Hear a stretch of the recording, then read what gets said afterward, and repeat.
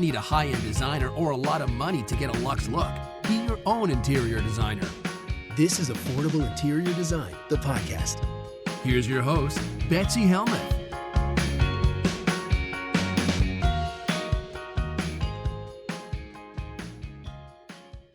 Halloween is right around the corner. How are you feeling about it? I personally love Halloween, always have. I'm not even a candy fan per se. I have a very minor sweet tooth, but I love getting dressed up. As you know, if you've listened to past years around this time of year, you know my favorite thing to do at Halloween is to accompany my children to the door to make sure that they say thank you and don't take too much candy. That's what I pretend to be doing. But what I'm really doing is peeking in people's homes. I love to see other people's decor. I love to look around houses that I drive by every day. Who lives here? What must life be like? Look at that light fixture.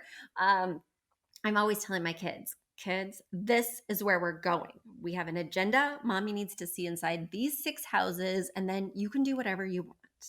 Speaking of whatever you want, is it just me or are you finding it kind of, I don't know, disappointing? My kids just want to be costumes that they can find online. And my daughter, for the past year, ever since last year, has wanted to be Jenny Weasley from Harry Potter. She was Hermione last year. And as soon as she finished Hermione, she's like, I'm going to be Jenny Weasley. And I say to her, aren't they like the same thing? And no, she needs a whole different costume. She needs a new wand. This year, she's going to have a wig. Okay. And then my son just wants to be whatever's in his size in terms of a Fortnite character that we can get in time. Very low standards. And also during this time when shipments are in flux and it's very hard to get different things and the limitations on what's actually available are pretty restrictive. I'm grateful that he's versatile, but I find it to be so uninspiring. When I was little, I made practically, in fact, let me just nix practically. I can't think of a single store-bought costume I ever had. I made everything by hand. I was in a box more than I like to say. I was like dental floss. I was a die, like in a set of dice, I was a die. I was a trash bag. I was a trash bag, I think, because I was trying to be a garbage pail kid card and it went a little bit awry. Anyway, but I was constantly not only thinking of these ideas, but also executing these ideas. I mean, I would be working on my craft project for literally weeks leading up to the big day.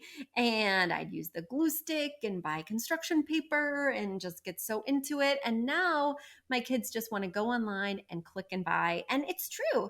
The costumes are so much better than I could fabricate. And there's so many options that are truly available at our fingertips. But we've gone from spending $5.99 on a cardboard box and scotch tape to like $59 for a cheap polyester thing that they'll wear once and then maybe it'll go in the dress up bin. Maybe, right? So it just feels like Halloween has taken an even more commercial turn, which is a little disappointing. It's the same thing with Valentine's Day. Maybe I'm like super old school. I'm probably really dating myself, but I used to like hand make every Valentine for every classmate and make the little Valentine box out of an old shoebox, and I bedazzled it with glitter and sequins and puff paint. Remember puff paint? And I probably just had too much time on my hands. Like nowadays, my kids are excelling and playing multiple sports and an instrument, and I was just sitting at home with 3 channels and nothing to do. So that could be it. Also, we were broke. So that could be it. Well, there could be a number of factors, but I'm just mourning the difference between my kids' experience and my experience. And I'm trying not to get in the way with my own expectations, but I'm disappointed. And the only thing that's going to make me feel better is carrying around hot cider on Halloween night spiked with dark rum and peeking in people's apartments and homes while I take my kids around trick-or-treating. There we go. That's a little insight into my mind. I hope you guys and your families are getting ready to have some fun this Halloween. Without further ado, let's launch into our mailbag. Speaking of mailbag, if you want to write me, if you have questions, don't hesitate. Send them to affordableinteriordesign.com/podcast. All right, let's dig right in. My first question comes from Stacey. Stacey wrote last week with a very good question and lots of great pictures. And again, she's writing, and again, I'm going to say the name of her town wrong. It's either Placerville or Placerville, but hopefully it's one of those two. And let's answer Stacey's question. She writes, "Hi, Betsy. You said your mailbag's running low, so I thought I would send another question. I previously wrote in about my new living room in the country. This time it's about the dining room. I love the view. I don't want to block it. Should I put window treatments on these windows? I'd also love your thoughts on the dining table. The previous owners left it, and I'm not sure if it's something special that I should keep or if I should let it go and get something else. It has 2 additional leaves and it can seat up to 12 people. The chairs seem really large in the room and the cushions are old and flat. I thought about keeping the table and getting new chairs or potentially painting the table or just using a tablecloth or just keeping the natural wood. What to do? Last question. Do you think there's room in this space for me to add a hutch, a cabinet, or something along the wall to the left of the dining table? Or is that going to make it feel too cramped? The ceilings in this room are 8 feet high, and in my previous submission about the living room, I forgot to add those ceilings are 9 feet high. Thanks. I appreciate any questions you can fit in. All right, let's get down to it, Stacey. So I'm scrolling through your pictures, and let's start with your question that came up first, which is about window treatments. So you do have beautiful views. I'm looking out these majestic windows and I can see evergreen trees and rolling hills, and it looks like mountains in the distance. I have no idea where Placerville or Placerville is, but I want to visit there just from looking out the view in your windows. Now, one of the windows is a sliding door. And I don't always treat sliding doors, even though sometimes I do. What I let determine whether I'm going to treat a sliding door or not is if I need privacy. And in your last email, you mentioned that you don't need privacy. Maybe this is so deep in the country that there's no neighbors around and just rolling hills for days. That's what I'm imagining for you, Stacey. So we don't need privacy. We don't need light filtration. What I do then is I ask myself, how am I treating the other windows in this room? Because if I'm going to dress the other windows, I should probably dress the slider. Like I do it 60% of the time if I've dressed the other windows with drapes. I'll do a similar treatment. Now, looking at the pictures that you shared with me, the other window is actually, I can't tell if it's a window at all.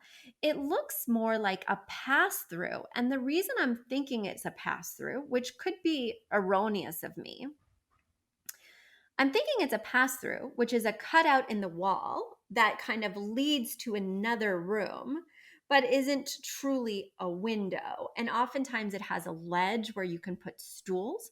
And that's what's tipped me off that this might be a pass through, Stacey, is because there's a very deep ledge, like an overhang of sorts. It's too thin to be an extension of a countertop, but it's like a piece of wood that extends not only outside this pass through or window by about 8 inches on each side, but also in front of the window. It's like a really deep windowsill. And it's probably like 8 to 12 inches extending from the wall out into the room. It's almost deep enough that it looks kind of silly to not have a stool underneath, but then it kind of would look silly to have a stool because it's not really counter thickness and there's not a lot of room in the space to pull out both your dining chairs and stools. And also you have a vent right under this window, a floor vent that of course would be a real problem if you had stools that were over top of it, because when you push back and forth, you'd be on that metal grill. So Long story short, would not put any drapes on that pass-through strange window because those drapes are going to have to go around or over or next to that big sill that's poking out. And it's just going to exacerbate how awkward that is. In fact, if this were my place, I would probably just shave that down so that it's flush or just an inch past the window box. Now, if it was shaved down, I think that adding drapes to that pass through and on the slider would be very interesting because I hate to say it this way, Stacey, but otherwise the room really isn't that interesting. It's small, it doesn't have much going on, um, and it's kind of in between these other rooms. So I do think drapes would warm it up and give it some visual interest, especially because it's kind of open to these other rooms. So I typically love to paint a dining room in a surprising color to really give it some gravitas and make it just feel quite unique. But in this case, it's so open to other areas of the home that you'll have to continue that paint color or stop it arbitrarily, which would look strange. Okay, so there's that answer, right? You're going to dress it with drapes if you shave down that weird sill extension. And if you don't shave down that weird sill extension, well, you're not going to add any drapes to either window in quotations. Now, to answer your question about the hutch, the server, the other piece, what you want to do is you want to measure all around the table 30 to 36 inches, everywhere where you hope to have chairs. In other words, if you don't plan on having chairs at the head and the foot, you wouldn't have to worry about doing 30 to 36 inches there. But most people have head and foot chairs, and in your pictures, indeed, you do as well. So basically, you take the table measurement, say it's 42 by 72, right? 42, 72. I'm just writing this down so I can do math. Then I add 30 inches on each side. So 42, I would add 30 plus 30 to take care of each side. So I'm adding 60 inches. So that's 102. 72, I'm adding 30 plus 30. Oh my gosh, I'm at the end of my math skills. That's 132. That is the bare minimum for chairs to push out without feeling tight. I like 30 to 36 inches, and I just did the math on 30 inches because I could do that math more quickly. Now, if you have enough room for 30 to 36 inches for those chairs to pull out, and you have at least 24 inches left over on that one side, the wall you're hoping to put the storage piece, I would say go ahead and do it because a storage piece, if it has doors or drawers, is going to be between 15 inches and 21 inches deep. We want to make sure that when you pull out that chair, you're not going to hit that storage piece. So if you do have an extra 24 inches to spare after you allow for that 30 inches on the one side, I'm more than happy for you to get a serving piece. People do not realize, but interior design is a lot of math. So while I love the beauty and the artistry of picking out colors, patterns, artwork, etc., I also really love that there's almost always a mathematical answer to what I should do and how I should do it. I love answers. I love yes, no, black, white. Gray area for me is just indecision. All right. And speaking of indecision, you weren't sure if you should keep this table. I will tell you right now, this table has a lot going on. It's ornately carved, not only on the lip surrounding the table, but also these legs are quite intricate. They not only have like some filigreed carvings, some curves, they also have like some metal inlay. There's a whole lot of look going on here. So you have to ask yourself, does the look of this table reflect my style? Because it is a dominant piece. This is not a wallflower. This piece has a lot to say from pretty much every angle. Also, it is a mid-tone wood, which seems to go really well in the room. You have mid-tone wood floors. But is that the color of wood that you're going to be using for other furniture pieces?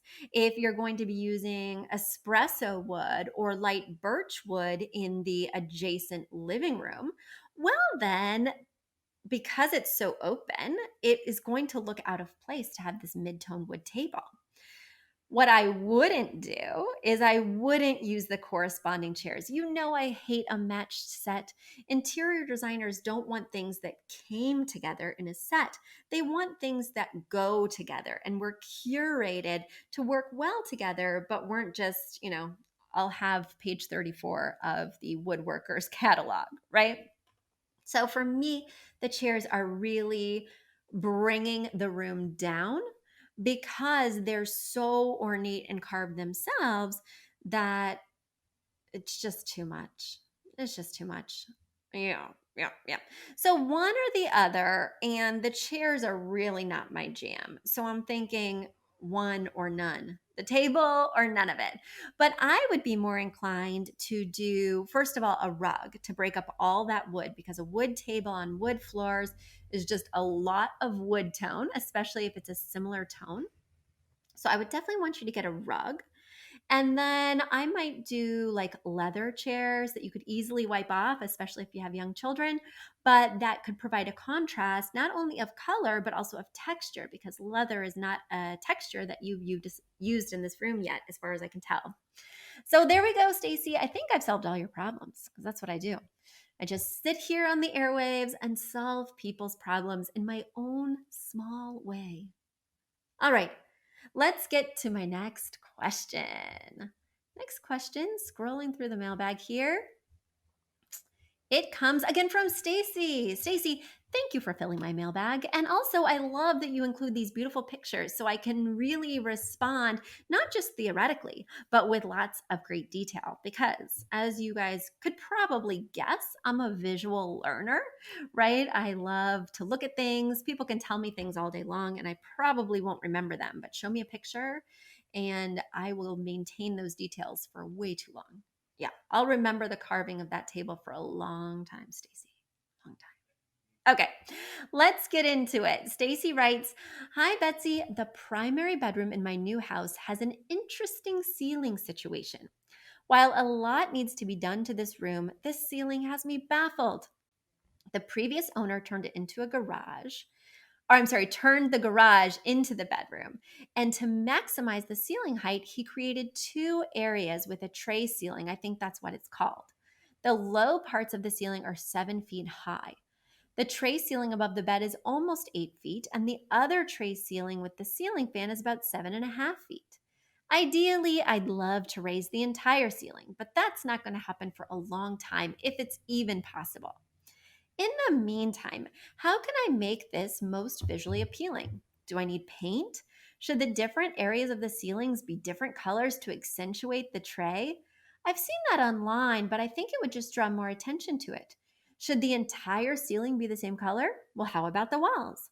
I know the ceiling fan needs to go. Should I replace it with a chandelier? Or is 7.5 foot ceilings too low for that? Please help. Again, Stacey, you have included some really cool pictures that help to illustrate the situation. And yes, this room is unusual. So he definitely made some different choices. And 7.5 foot ceilings are quite low.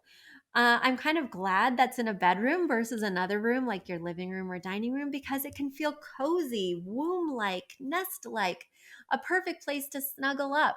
It's not like you're, well, I mean, I don't want to surmise about your lifestyle, but you're probably not entertaining too many people in here. No judgment, no judgment. Um, so it's kind of nice to have this low, cozy retreat just for yourself. That being said, it's weird looking, right? We can all sort of see, if you're looking at the pictures on the show notes page or our YouTube channel, that the description in the email doesn't even fully conceptualize what's going on here. The two tray ceilings are, what are they, octagons, hexagons, and they are adjacent to each other. So it's kind of like this garage like room, which really doesn't look like a garage anymore, but it has these two symmetrical ceilings right next to each other, these features in this sort of low-ish room. I think it was a very odd choice that he made, but I always encourage people to, discover their artistry. In this case, what I would recommend, because sometimes the tray ceiling is coming from the wall, like sometimes it's butting up against the wall when it starts to angle, versus just being strictly in the middle of the room. And also, your tray is not deep. A lot of people have very deep trays, right? So if they did involve an accent color or something like that, it would really have a visual presence because there would be a lot of that color. It's deep. It's got a lot of place to paint, right? Here you've got a very skinny little lip. I mean, it's only, I think you were referring to it as 6 inches deep. And he's inserted crown molding into the tray, which is just kind of next level. So here's what I would do. I would paint the walls a color, right? Like whatever color you want to do. It doesn't have to be a Roy G. Biv color. It could be neutral, but something mid-tone, like something pretty intense, right? Then I would do 2 shades lighter than that as the ceiling color. So that first ceiling that you see, that lower piece of ceiling, would be a color that's 2 shades lighter than the wall. I would bring that up into the tray, curl it over the edge, right up into that interior crown molding. So that way that ceiling kind of continues into there. Then the crown molding would be the same color as the trim, which is, the things that are around your ceiling, or I'm sorry, your windows and doors, right? And the shade of the door, as well as that finish, which tends to be a shinier, glossier finish and tends to be a brighter version of white, right? So let's just say we use Benjamin Moore's Atrium White. Then inside, at the very top, that highest ceiling inside the tray, I would do a brighter pop of white than the trim. So I would do like whitest white, decorator's white, which has like an element of blue, which can make it feel much crisper, but something that's like super white. So that way we can see the delineation. So in this room, we're using 1 color for the walls, 2, a color for that first ceiling, 3, a color for the trim, and 4, a color for that inset ceiling at its highest point. I think that will help to make sense of what's going on because we can't ignore it. We can't paint it all the same tone and just pretend it's not happening, even though that's kind of what I want to do. When it's here, we have to acknowledge that it's here, but in a graceful and sophisticated way. And in my mind, that's the most graceful, sophisticated way to deal with what's going on here. And yeah, I'm thinking the wall should be a neutral. So that way the ceiling's not like a pale blue, something like that. So yeah, neutral, neutral. Let's talk about the light fixture sitch, shall we? So only in one of these trays, and it happens to be the furthest one from the bed, not the one over the bed, there is a ceiling fan. Knowing that this room has shorter than normal ceilings, knowing that this is not over the bed, I would not do any sort of drop. I would make it a flush mount. It needs to be a flush mount that's kind of cute because it's in this tray ceiling. In other words, it's framed by the ceiling and the ceiling is drawing attention to this light fixture. So I do want the light fixture to have a little something going on. I want it to feel special. I want it to look interesting, and I want it to be very, very close to the ceiling. No drop in 7.5 feet. Let's see, did I tackle all these questions?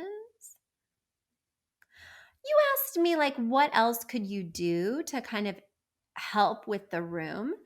And when a room is lower than normal, or when it feels kind of low, maybe because there's very chunky crown molding at the top, I love to add drapes because drapes draw your eye from floor. They can go all the way up to the ceiling. And in this case, they should because your windows are practically hugging the ceiling. So I think drapes, in addition to blinds, would be a really beautiful way to add that splash of color since we know the walls are going to be a mid-tone neutral, and also to draw your eye up and emphasize height in this short room. All right, guys. Now I was able to solve all of Stacey's problems. Would you like me to solve some of your problems? You know I can't deal with any of your Halloween costume dilemmas because I myself have surrendered on that front. And child rearing, guiding them, teaching them to be more crafty, again, not my forte. But if you have an interior design question, well, you know where to go. affordableinteriordesign.com/podcast. And if you'd like to help support this show, we would greatly appreciate it. So you can become a premium member for as little as $5.99 a month. You can not only support this podcast, but also access all of our bonus episodes because every month I release a special bonus episode exclusively for premium members where I take a deeper dive into what's going on with my own life, what's going on with the design projects I'm working on, and I answer your premium questions. So check that out. Head to affordableinteriordesign.com/podcast to find out how you can support us for as little as $5.99 a month. Everyone, have a very happy Halloween, and I'll be talking to you next time. Bye. A big thank you to Aton and the Embassy who wrote our theme song. A shout out to Catherine Heller who owns the podcast shop and is our editor extraordinaire. We also want to thank Ginny Sunasan and her team at the Savvy Podcast Agency for their help with our social, our YouTube channel, and so much more. We also want to thank Uploft, which is our parent company who supports this podcast. And lastly, we owe a huge debt of gratitude to you. Thank you so much for tuning in and for all your support.